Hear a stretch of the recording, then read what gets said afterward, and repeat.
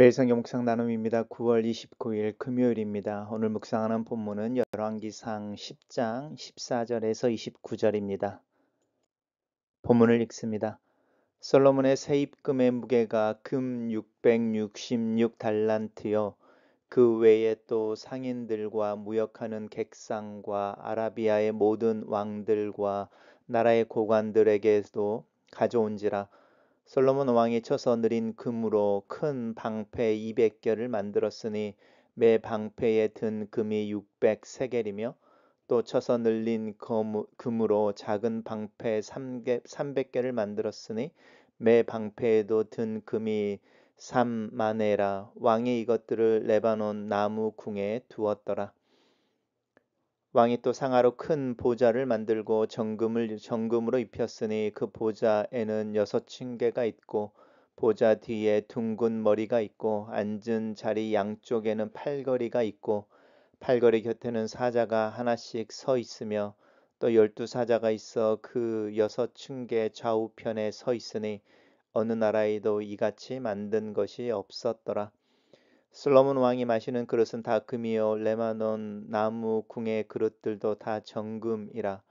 은 기물이 없으니 솔로몬의 시대에 은을 귀히 여기지 아니함은 왕이 바다에 다시스 배들을 두어 히람의 배와 함께 있게 하고 그 다시스 배로 3년에 한 번씩 금과 은과 상아와 원숭이와 공작을 실어 왔음이더라. 솔로몬의 왕의 재산과 지혜가 세상의 어떤 왕보다 큰지라. 온 세상 사람들이 다 하나님께서 솔로몬의 마음에 주신 지혜를 들으며 그의 얼굴을 보기 원하여 그들이 각기 예물을 가지고 왔으니 곧 은그릇과 금그릇과 의복과 갑옷과 향품과 말과 노새라. 해마다 그리하였더라. 솔로몬이 병거와 마병을 모으매 병거가 1400대여 마병이 12,000명이라. 병거성에도 두고 예루살렘 왕에게도 두었으며 왕이 예루살렘에서 은을 돌같이 흔하게 하고 백향목을 평지에 뽕나무 같이 많게 하였더라. 솔로몬의 말들은 애굽에서 들여왔으니 왕의 상인들이 값주고 산 것이며 애굽에서 들어온 병거는 한 대에 은 600세겔이요 말은 한 필에 150세겔이라. 이와 같이 햇사람의 모든 왕과 아람 왕들에게 그것들을 되팔기도 하였더라. 오늘의 본문은 솔로몬의 통치의 어떤 극치라고 할 수 있을까요? 영화에 대한 이야기, 그 내용을 담고 있습니다. 우리 계속해서 솔로몬의 이제 어떤 솔로몬이 이룬 영화 또 업적에 대해서 이야기를 하는데 그렇게 막 정치에 대한 이야기는 없습니다. 백성들을 얼마나 잘 살게 했다든지 또 솔로몬이 얼마만큼 하나님의 말씀에 순종했다든지 이제 이런 이야기는 없고요. 되게 물질적인 이야기를 많이 하고 있습니다. 솔로몬이 받았던 세금인 거죠. 666 달란트입니다. 이 달란트라고 하는 것은 무게인 것이고요. 이제 한 달란트가 한 사람이 15년 일하는 월급인 거니까 666 달란트가 오늘날로 얼마 정도 될지는 뭐 우리가 상상하기는 쉽지 않습니다. 유해의 상인들과 무역하는 객상과 아라비아의 모든 왕들과 이제 나라의 고관들에게서도 이제 금을 가져왔다. 그 금이 얼마나 많았는지 금으로 방패를 만듭니다. 200개를 만들고 이때 600세겔이 들고 또 금으로 또 작은 방패를 만들고 그래서 레바논 나무 궁에 두었다 이런데 레바논 나무 궁은 아마 솔로몬의 왕궁을 이야기하는 것 같죠. 이제 솔로몬의 왕궁이 그렇게 레바논에서 가져온 백향목과 또 여러 가지 나무로 이제 만들어졌던 것을 암시하고 있습니다.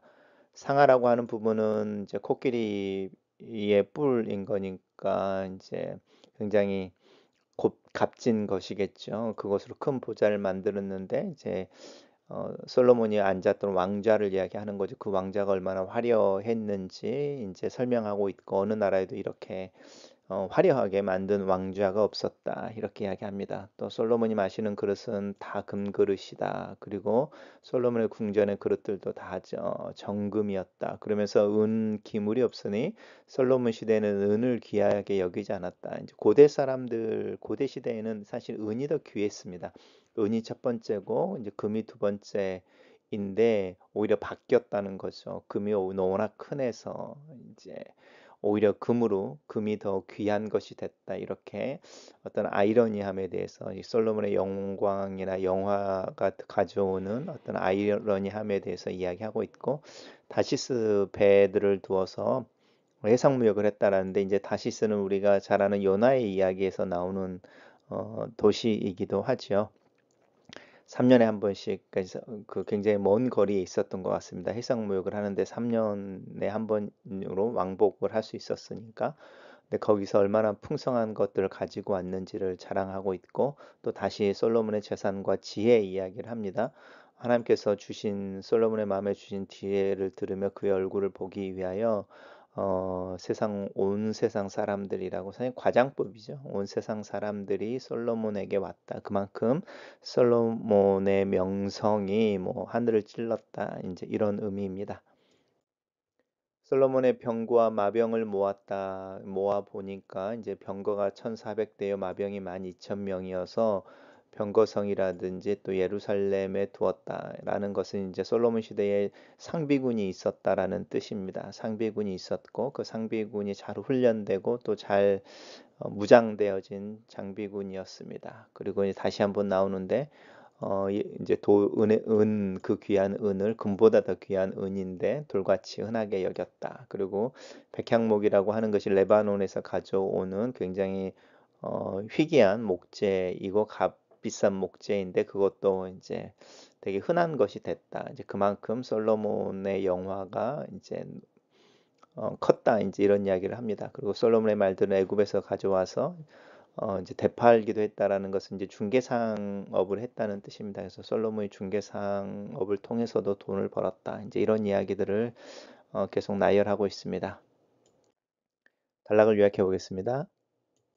솔로몬의 세입금이 666 달란트이고 왕좌는 화려하고 그가 사용한 그릇은 금그릇이었으며 세상의 많은 사람들이 솔로몬의 지혜를 듣고 그의 얼굴을 보기 위해 예물을 가지고 왔다. 이렇게 정리해 봤습니다.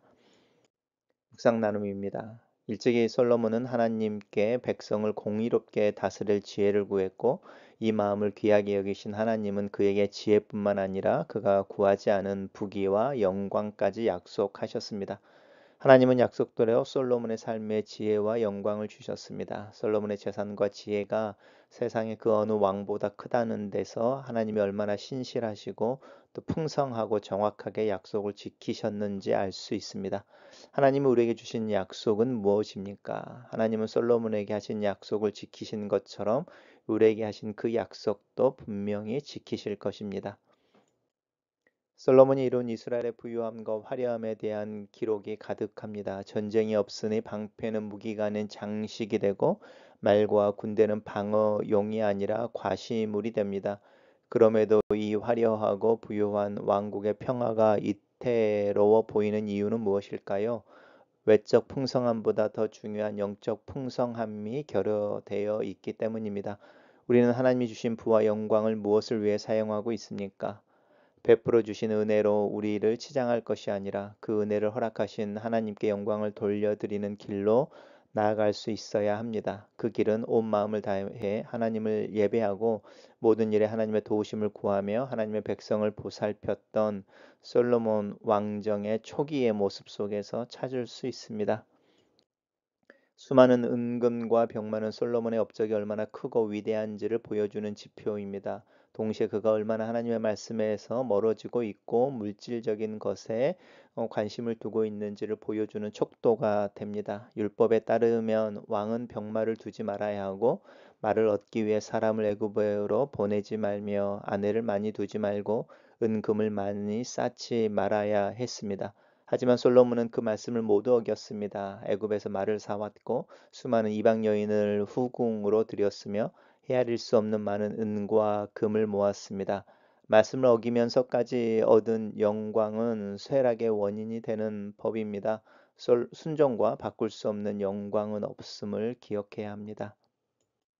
글로 쓰는 기도입니다. 살아계신 하나님, 내가 서 있을 때, 상황이 좋을 때, 아무런 문제가 없을 때 성취의 순간에 겸손할 줄 아며 하나님의 은혜를 붙잡을 줄 아는 지혜와 믿음을 주시옵소서.